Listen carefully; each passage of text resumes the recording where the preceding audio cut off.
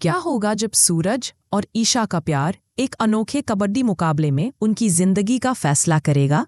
दोस्तों, पति ब्रह्मचारी का अपकमिंग ट्रैक इतना धमाकेदार, इमोशनल और ट्विस्ट से भरा होने वाला है कि आप स्क्रीन से नजरें नहीं हटा पाएंगे।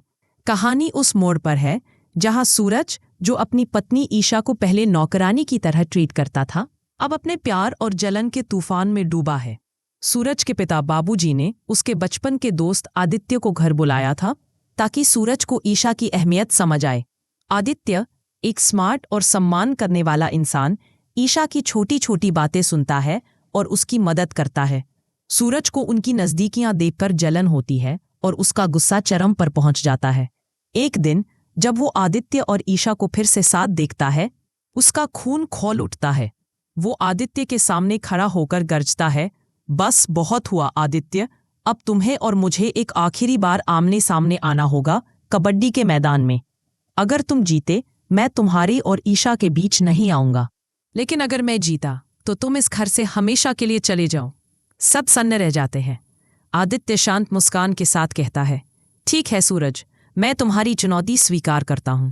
लेकिन असली ट्विस्ट तब आता है जब ईशा बीच में आकर कहती है, अगर कबड्डी ही फैसला करेगी तो मैं भी खेलूंगी सूरज की टीम से, क्योंकि मैं जानती हूं जब पति पत्नी साथ होते हैं जीत पक्की होती है। सूरज की आंखों में पहली बार राहत की चमक आती है। वो सोचता है, ईशा, जिसे मैंने कभी इज्जत नहीं दी, आज मेरे साथ खड़ी है। दूसरी तरफ ठाकुर जी और पिशिमोनी, जो सूरज और ईशा के खिलाफ साजिश रचते हैं, इस ड्रामे को देखकर नई चाल सोचने लगते हैं। पिशिमोनी बड़बड़ाती हैं, ये ईशा ने सूरज को जादू कर दिया। ठाकुर जी कहते हैं, हम इसे यूं ही नहीं छोड़ेंगे। मुकाबले का दिन आता है। गांव के मैदान में कबड्डी का भव्य आयोजन है। चारों तरफ भीड़, ढोल नगाड़ों की आवाज और तनाव भरा माहौल। आदित्य की चाल तेज और दांव खतरनाक है।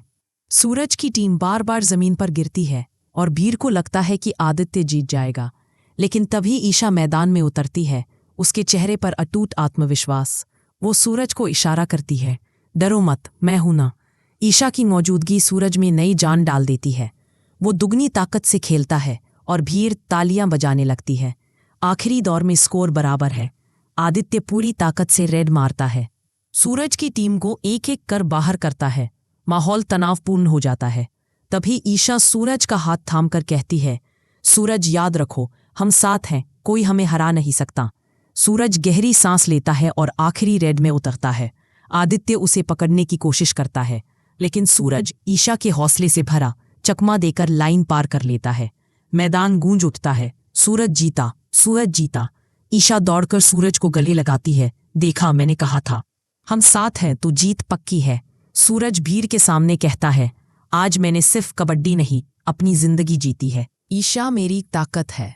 आदित्य सिर झुकाकर कहता रहे, सूरज, तुमने साबित कर दिया कि पति पत्नी का प्यार सबसे बड़ा है। वो खुशी खुशी विदा लेता है।